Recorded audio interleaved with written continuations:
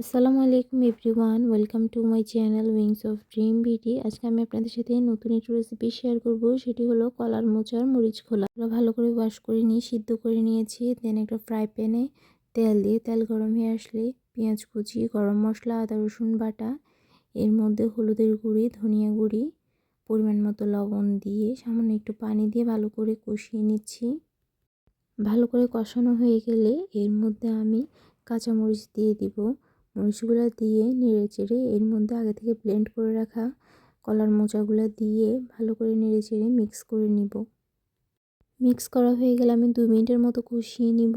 দেন এর মধ্যে দিয়ে দিব একটি ডিম। ডিমটা ভালো করে নেড়েচেড়ে মিক্স করে নিতে হবে। ডিম দেওয়া হয়ে গেলে এর মধ্যে আমি দিয়ে দিব টমেটো কুচি এবং ধনিয়া পাতা কুচি। ধনিয়া পাতা কুচি দিয়ে আমি এর মধ্যে আবার অ্যাড করে দিব জিরা গুঁড়ি। এই যে টালা জিরা গুঁড়ি আমি এর মধ্যে অ্যাড করে দিব। আমি ভালো করে মিক্স করে দেন 1 মিনিট ঢেকে রান্না করে নিব। এই যে তৈরি হয়ে গেল কলার মোচার মরিচ খোলা। ভিডিও ভালো লাগলে লাইক, কমেন্ট অ্যান্ড শেয়ার। আমার চ্যানেলটি সাবস্ক্রাইব করে দিবেন। আল্লাহ হাফেজ।